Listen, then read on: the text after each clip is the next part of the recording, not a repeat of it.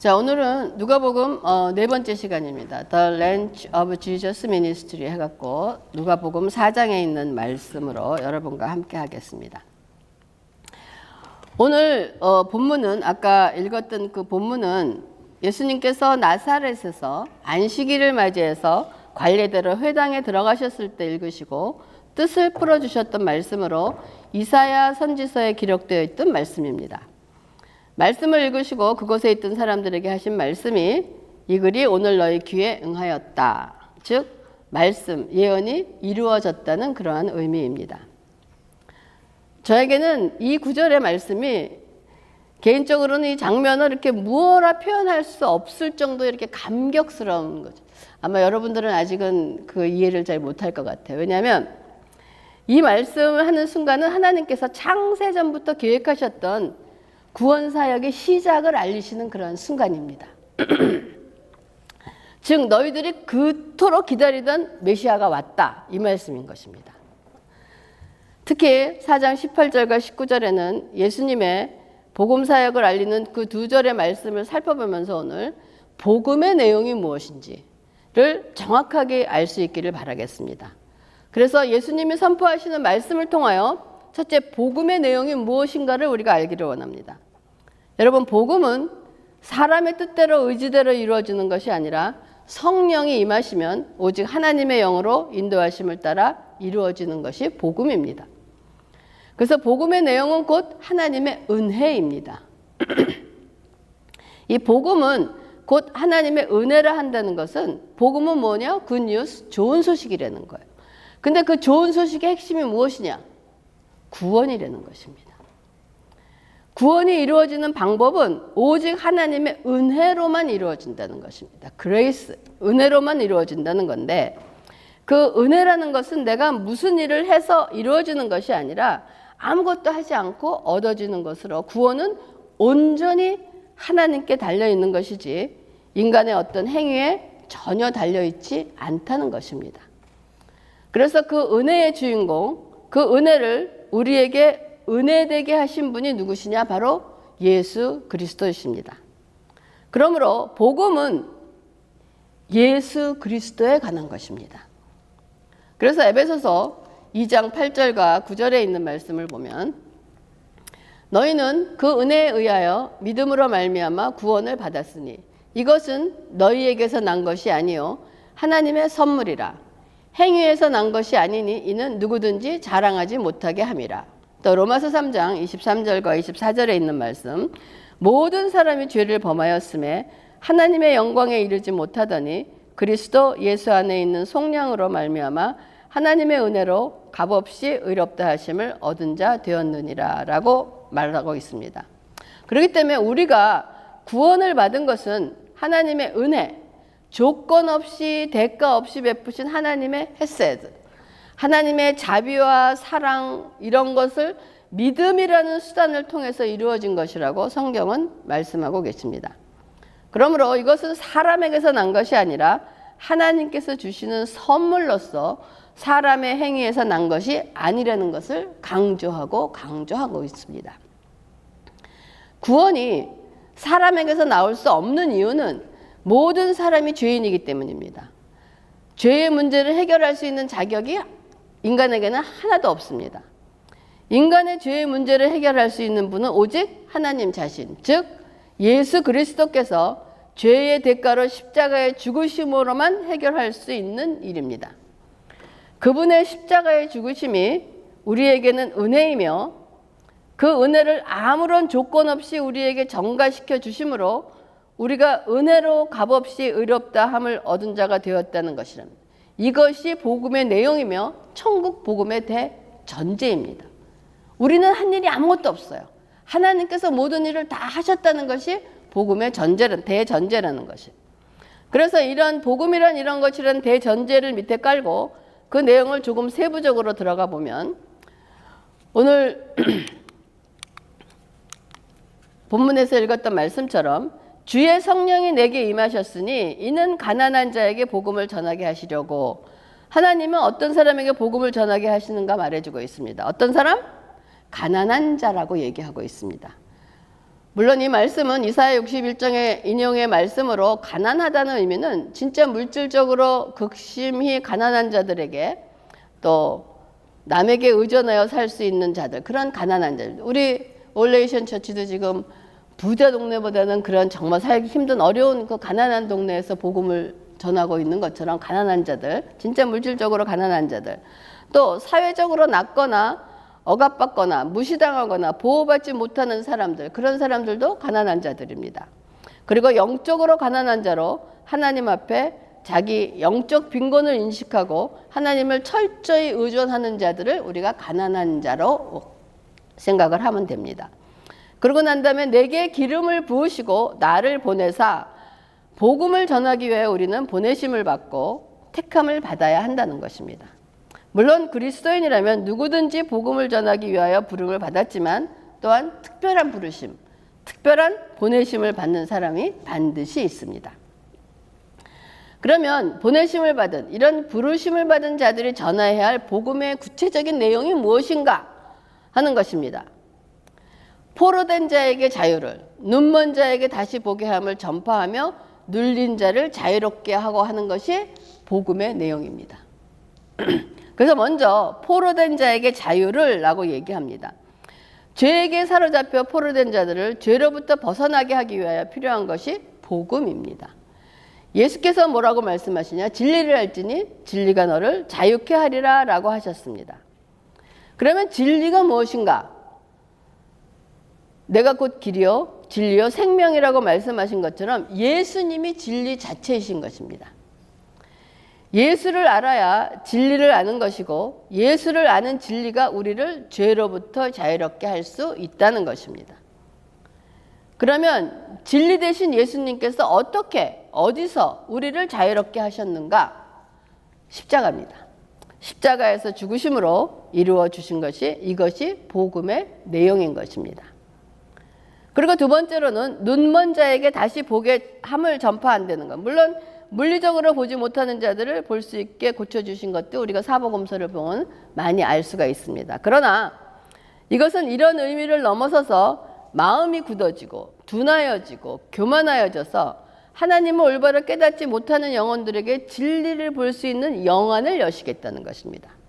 여기에 있는 우리 모두도 전에는 눈먼 자였습니다.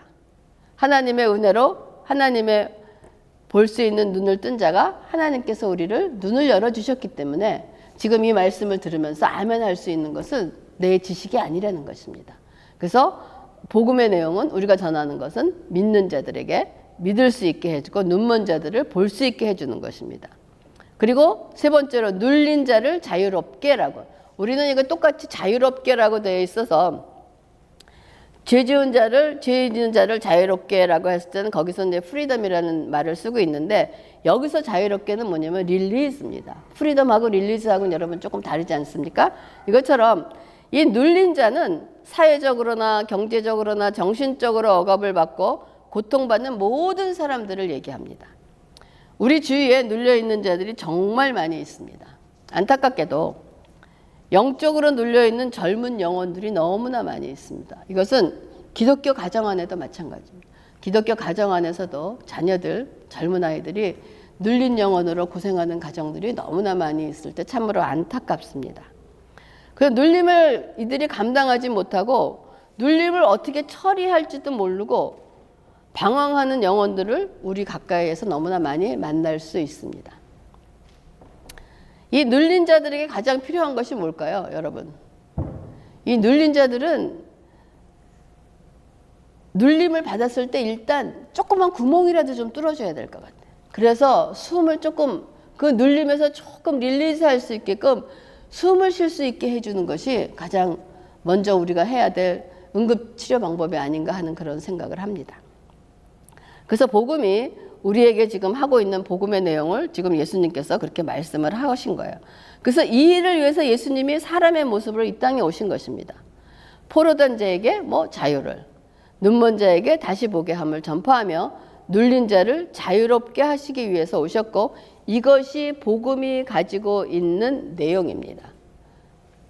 근데 요즘 사람들에게, 특히 젊은이들에게, 우리 외손자에게도 이제 요번에 대학을 가는데 너 왜 이 일을 하고 싶어? 왜 이 공부를 해? 라고 물으면 거침없이 대답하기를 돈 많이 벌기 위해서입니다 라고 대답을 합니다. 참 그 대답을 들으면 어떻게 얘기를 할 수가 없어요. 참 가슴은 답답하지만 뭐 그 자리에서 그를 야단 당장 칠 수도 없고 이해하는 문제도 아니고. 그런데 그래서 저는 여러분들이 듣기 싫어할 정도로 말하고 또 말하고 또 말하는 것이 하나님의 자녀들의 인생은 여러분 돈을 많이 벌기 위해서 존재하는 것이 아니라는 것입니다. 우리는 이 땅에서 돈을 많이 벌기 위해서 존재하는 존재가 아니라는 거예요. 우리는 돈을 많이 벌 필요가 없어요. 왜? 우리 아버지가 부자인데 그 아버지가 부자인데 그 많은 돈을 벌 필요가 없단 말이에요. 우리가 만약에 돈에 대해서 배워야 할 것이 있다면 어떻게 쓸 것인가? 그 돈에 갖고 있는 의미가 무엇인가? 돈이 어디로부터 왔는가? 이런 걸 하지 우리가 돈을 벌기 위해서 여러분 너무 애쓰고 힘쓰지 말기를 바랍니다. 오늘 누가복음의 복음의 내용의 메시지에서 예수님께서 우리들을 잘 먹고 잘 살게 해주기 위해서 내가 이 땅에 왔다라고 말씀하신 표현이 있습니까? 없습니다. 물론 우리가 열심히 최선을 다하여 일하면서 돈을 버는 일은 굉장히 중요하고 거룩한 일입니다. 성경은 일하기 싫거든 먹지도 말라고 하셨듯이 땀 흘리며 일하고 돈을 버는 일은 중요하고 귀한 일입니다. 그러나 여기에 조건이 있다는 것입니다. 그 조건이 뭐냐? 돈을 사랑하지 말라는 것입니다. 디모데전서 6장 10절에 돈을 사랑함이 일만하게 뿌리가 되나니 이것을 탐내는 자들은 미혹을 받아 믿음에서 떠나 많은 근심으로 자기를 찔렀도다 라고 얘기하고 있습니다. 돈을 사랑한다는 것은 돈이 목적이 되고 돈이 나의 주인이 된다는 것입니다. 그러므로 돈을 사랑하면 일만하게 뿌리라는 것은 1만 개의 뿌리가 아니고 모든 악의 근원이 된다는 것입니다. 그래서 모든 죄악의 뿌리가 되고 돈을 결국은 탐내는 자들이 미혹을 받아 믿음에서 떠나 많은 근심으로 자신을 찌르게 된다. 즉 돈 때문에 망한다는 것입니다. 여러분 하나님은 살아계십니다.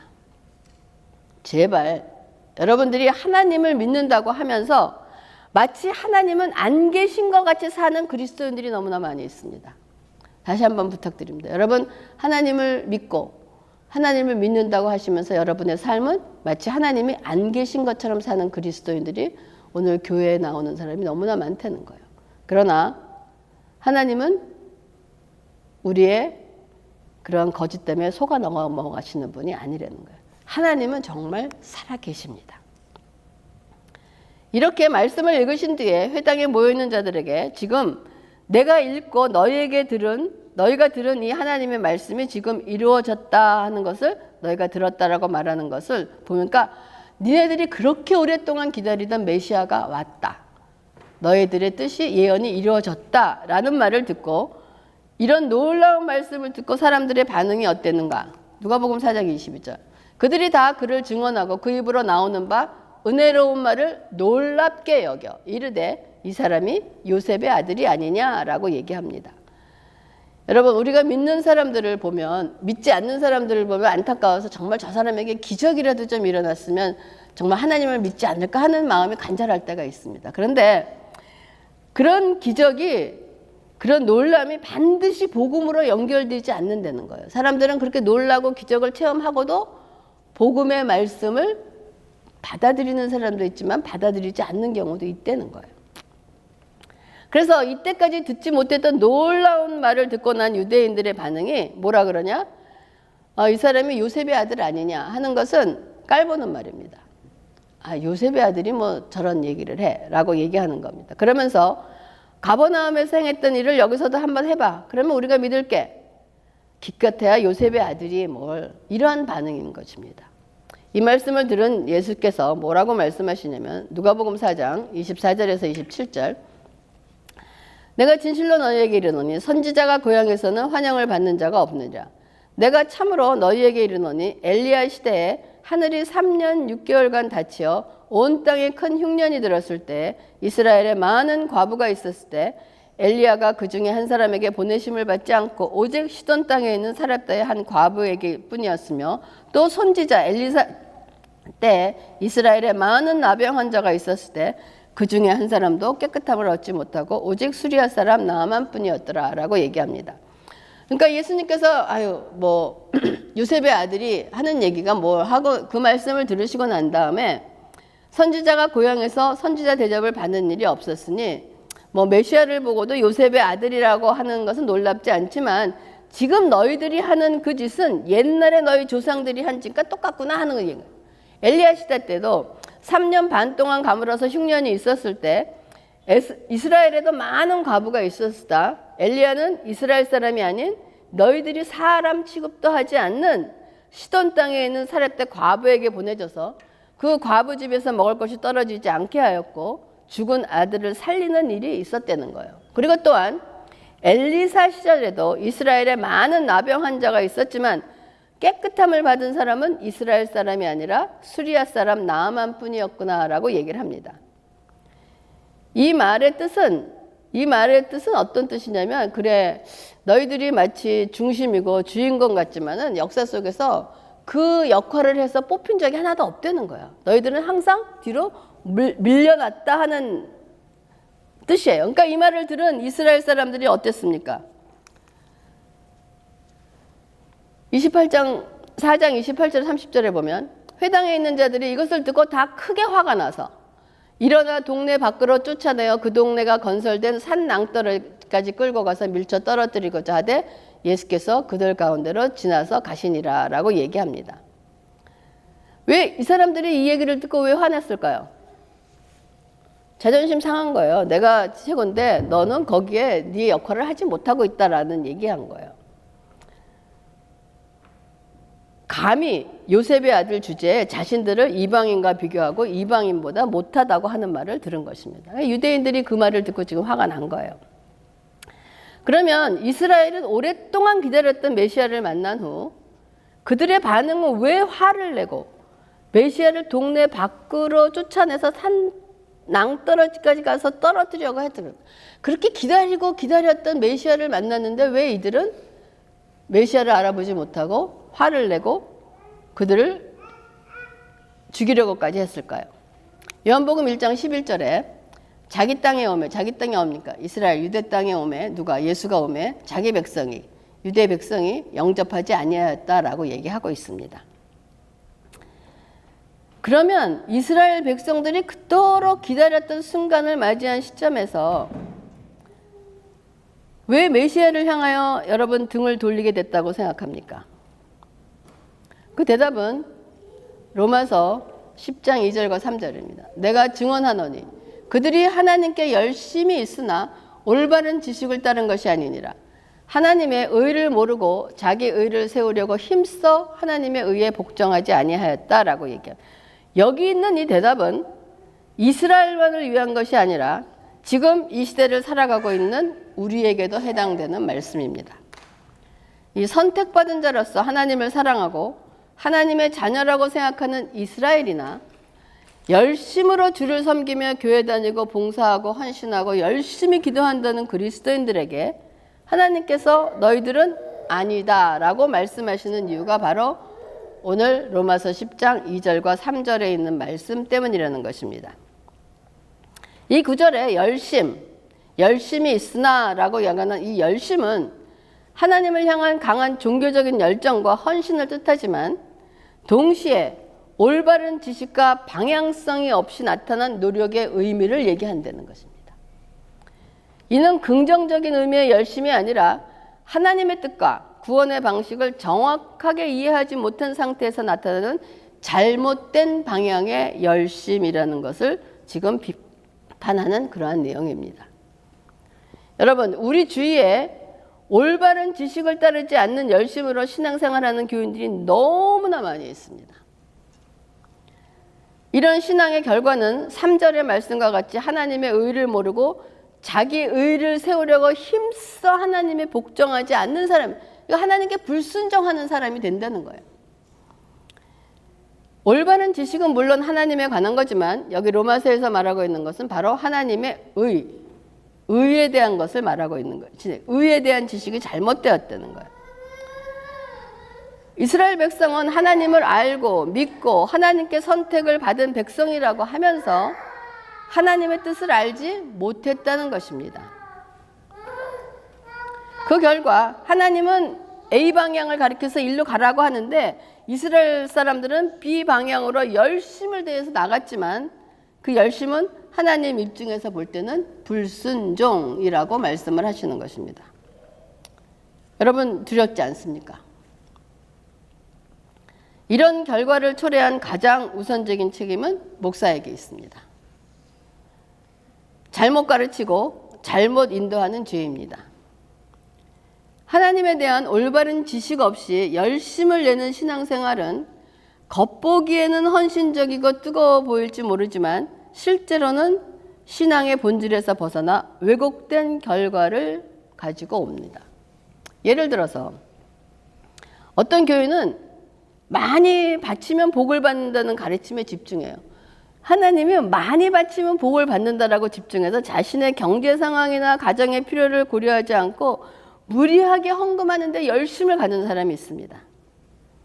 이것은 하나님께서 말씀하시는 헌금의 근본 정신에 대한 이해가 없이 물질적인 복을 얻기 위한 수단으로 신앙생활을 하는 경우가 있다는 건데 자기가 그거 모르는 거예요. 내가 하나님 앞에 많이 바쳤는데 왜 바치는 그 이유를 알지 못하고 바친다는 거예요. 여러분, 우리가 헌금하는 것은 하나님은 우리의 돈을 필요로 하지 않으세요. 하나님은 만물의 주인이시기 때문에 우리가 가진 돈을 바치는 거에 하나님은 그 돈 때문에 받으시는 분이 아니라는 거예요. 왜 내가 하나님께 헌금을 해야 하는 여러분이 근본 정신과 의미를 깨닫고 드리는 헌금이 하나님이 받으시는 헌금이라는 것입니다. 또한 율법주의적이고 행위에 치중된 신앙생활을 하다 보면 이러한 행위들이 하나님과의 친밀한 관계나 내면의 변화로 이루어지지 않고 의무감이나 아니면 다른 사람에게 보여주기 위한 외적인 모습에 그치는 경우가 많습니다. 그래서 이를 자신의 행위로 구원이나 인정을 얻으려 하면 하나님의 은혜와 십자가는 온데간데 없이 보이지 않고 이로 인해서 신앙생활이 무거운 짐으로 느껴지고 남들을 항상 비판하면서 한없이 교만해져 간다는 것입니다.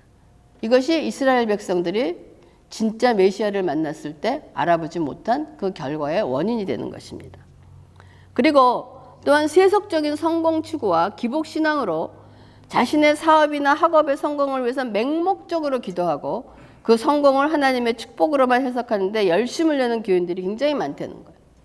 우리가 한국은 대학 입시나 무슨 시가 되면 새벽 기도가 갑자기 늘어나잖아요. 거기 가서 기도하는 내용이 뭔지 다 우리가 알 것입니다. 하나님의 뜻을 분별하지 못하고 오직 현세적인 성공만을 신앙의 목표로 삼는다면 이것 또한 신앙이 물질적인 번영을 위한 도구로 전락된 것입니다. 또한 맹목적인 순종과 비판 없는 태도로 교회 리더나 특정 목회자의 말에 무조건적으로 따르는 데 열심을 내는 사람들이 있습니다. 이들은 성경적인 분별력이 없기 때문에 그냥 맹목적으로 순종하면서 아멘 아멘 하면서 살다가 여러분 나중에 생을 다하고 죽었는데 지옥 가 있으면 어떡하시겠습니까? 여러분 이렇게 맹목적으로 순종하고 비판하는 자들은 여러 부류의 사람도 있겠지만 저는 개인적으로 굉장히 게으른 자라고 생각을 합니다. 자신이 읽고 묵상하고 성경을 가까이 해야 하는데 분별하고 기도하면서 해야 되는데 귀찮아서 그냥 다른 사람이 떠먹여 주는 것으로 만족한다는 거예요. 그래서 그것이 옳은지 틀린지도 모르고 아멘 하면 하다가 당하는 재난입니다. 여러분 지금은 정신 차릴 때입니다. 깨어 있어야 할 때입니다. 요즘 여러분 세상 돌아가는 상황을 보면 정말 구원받을 백성이 많지 않을 것이라는 것을 실감한다고나 할까요? 그걸 실감할 수가 있습니다. 마태복음 7장 21절에서 23절에 있는 말씀처럼 나더러 주여 주여 하는 자마다 다 천국에 들어갈 것이 아니요 다만 하늘에 계신 내 아버지의 뜻대로 행하는 자라야 들어가리라. 그날에 많은 사람이 나더러 이르되 주여 주여 우리가 주의 이름으로 선지자 노릇하며 주의 이름으로 귀신을 쫓아내며 주의 이름으로 많은 권능을 행하지 아니하였나이까 하리니 그때 내가 그들에게 밝히 말하되 내가 너희를 도무지 알지 못하니 불법을 행하는 자들아 내게서 떠나가라 하시니라 라고 얘기합니다. 자신은 기독교인이라고 하는데 여러분 두렵지만 하나님께서는 불법을 행하는 자라고 하신다는 거예요. 도무지 나는 알지 못한다 라고 한다는 말씀은 하나님께서는 나는 너와 전혀 관계가 없다라고 말씀을 하시는 거예요. 여러분 두려운 일입니다. 여러분 하나님은 살아계시며 우리의 속임에 넘어가시는 분이 아니라는 것입니다. 여러분 예수님은 죄와 죽음에 포로된 우리를 자유롭게 하시고 영적인 눈을 멀어 하나님을 보지 못했던 우리에게 다시 보게 하시며 삶의 무게에 억눌려 고통받는 우리에게 진정한 자유를 주시기 위하여 오셨습니다. 그리고 이 모든 은혜는 우리의 어떤 행위나 열심이 아니라 오직 예수 그리스도의 십자가를 통해 값없이 주어진 하나님의 선물임을 우리는 분명히 보았습니다. 하지만 우리는 올바른 지식 없는 열심에 빠져 겉으로는 하나님을 섬기는 듯 보이지만 실제로는 자기 의와 세상적인 성공을 쫓아 살아가곤 합니다. 주님은 그런 우리를 향해서 내가 너희를 도무지 알지 못한다 라고 말씀하실지도 모른다는 여러분 엄중한 경고의 말씀을 잊지 말고 신앙생활을 할 수 있기 바랍니다. 이제 우리는 결단해야 합니다.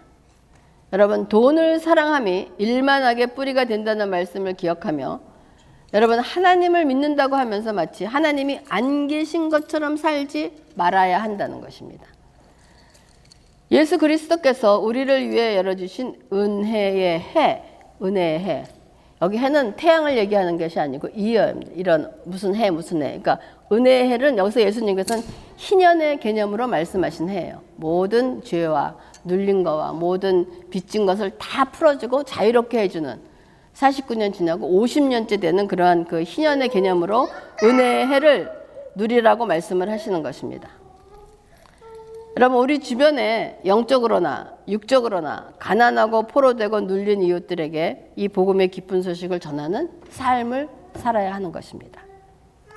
여러분 성령의 충만함을 구하며 우리의 삶의 자리에서 예수님께서 시작하신 복음 사역을 이어가는 저와 여러분이 되기를 주님의 이름으로 축원하며 부탁하겠습니다. 기도하겠습니다.